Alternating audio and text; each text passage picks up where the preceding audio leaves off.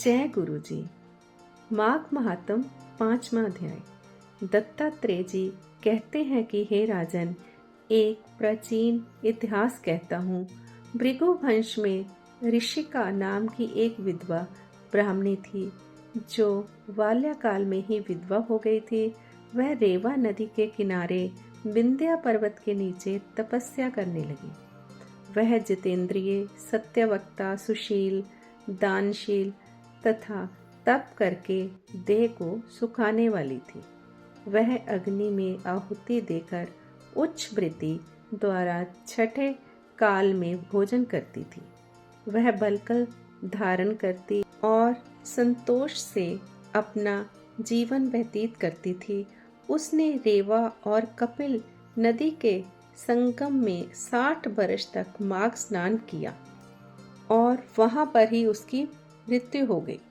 माघ स्नान के फल से वह दिव्य 4000 वर्ष तक विष्णु लोक में वास करके सुंद और उपसुंद दैत्यों का नाश करने के लिए ब्रह्म द्वारा तिलोत्तमा नाम की अप्सरा ब्रह्मलोक में उत्पन्न हुई। वह अत्यंत रूपवती, गान विद्या में अति प्रवीण, मुकुट कमंडल से शोभायमान।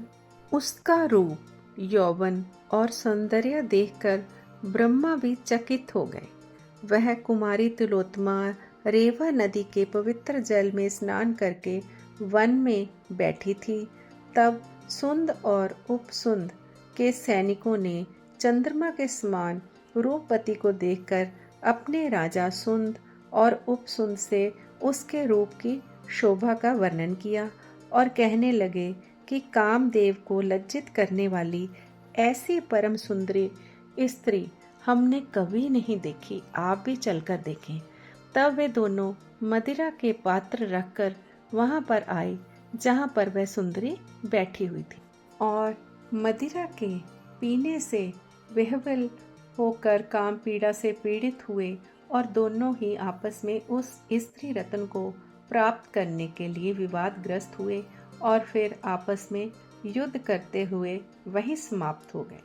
तब उन दोनों को मरा हुआ देखकर उनके सैनिकों ने बड़ा कोलाहल मचाया और तब तिलोत्तमा काल रात्रि के समान उनको पर्वत से गिराती हुई 10 दिशाओं को प्रकाशमान करती हुई आकाश में चली गई और देव कार्य सिद्ध करके ब्रह्मा के पास आई।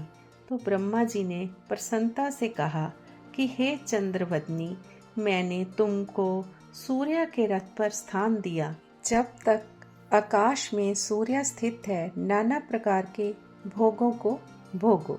सो हे राजन, वह ब्राह्मणी अब भी सूर्य के रथ पर माघ मास स्नान के उत्तम भोगों को भोग रही है। इसलिए श्रद्धावान पुरुषों को उत्तम गति पाने के लिए यत्न के साथ माघ मास में विधि पूर्वक स्नान करना चाहिए।